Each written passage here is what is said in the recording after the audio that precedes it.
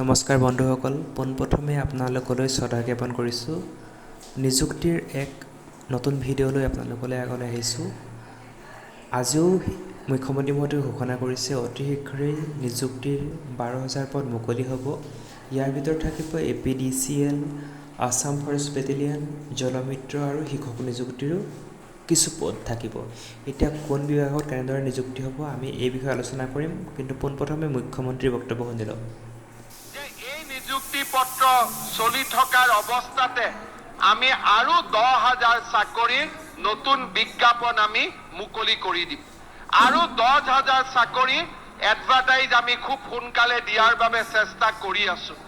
যিসকলে টিভি স্ক্ৰীণত চাই আছে, চাকৰি পোৱা নাই, তেওঁলোকেও পঢ়া শুনা কৰি থাকক, দৌৰা-দৌৰি কৰি থাকক, মন ভাঙি দিব নালাগে।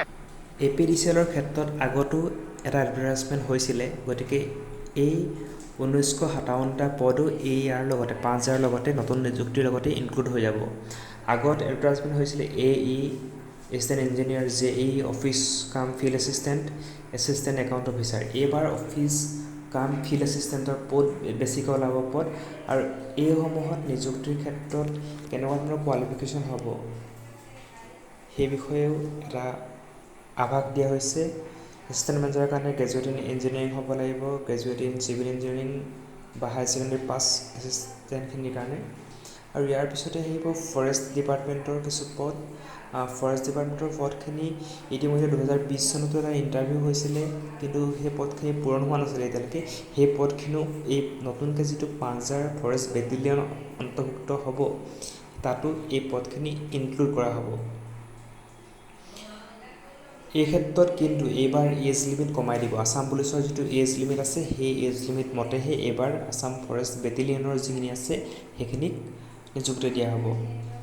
আগৰ 1081টা পদ আছে, আৰু এইবাৰ বাকী পদসমূহ, বাকী 5,000 পদ যিহেতু নিযুক্তি দিম বুলি কৈছে আছাম ফৰেষ্ট বেটেলিয়নৰ ক্ষেত্ৰত, গতিকে সেই নতুন ফৰেষ্ট বেটেলিয়নৰ ক্ষেত্ৰতো এই পদখিনি সংলগ্ন কৰি 5,000 পদত নিযুক্তি দিব।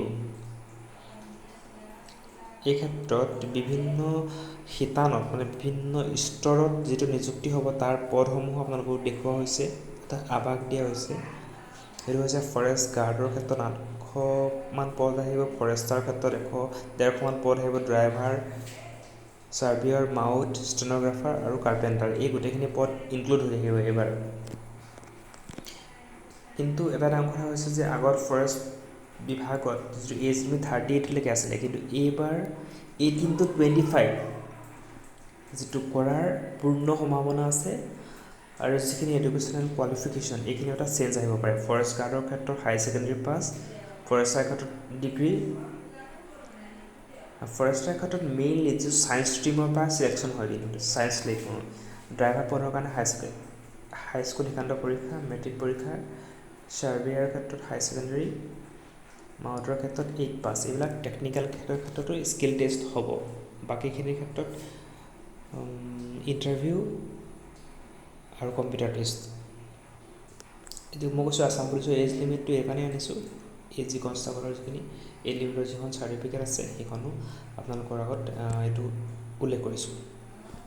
ইয়াৰ পিছত আছে যে অসম চৰকাৰৰ জল জীৱন মিছনৰ নিযুক্তি। জল জীৱন মিছনৰ অধীনত চলি থকা নতুন কামসমূহ, যে পানী যোগান আঁচনিসমূহক নতুনত্ব প্ৰদান কৰা হৈছে।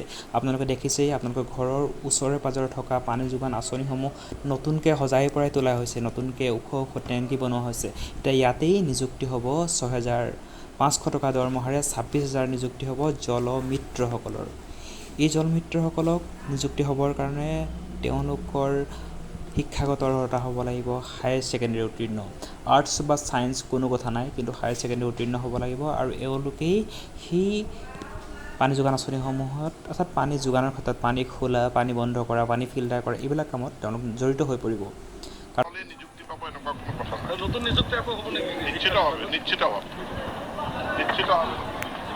আমিতো হায়াৰ ছেকেণ্ডেৰী উঠাই দিয়াৰ কথা কোৱা নাই, আমি কৈছোঁ নতুনকৈ 1,000 হাইস্কুলক হায়াৰ ছেকেণ্ডেৰী স্কুললৈ উন্নীত কৰা। ইয়াৰে 215খন কৰা হ'ল খুব সোনকালে, আৰু আমি 885খন বিদ্যালয়ক আমি হায়াৰ ছেকেণ্ডেৰী স্কুললৈ উন্নীত কৰিম। শিক্ষক নিযুক্তিৰ বাবে টেট দৰকাৰ, কিন্তু টেট হ'লেই নিযুক্তি পাব এনেকুৱা কোনো কথা নাই।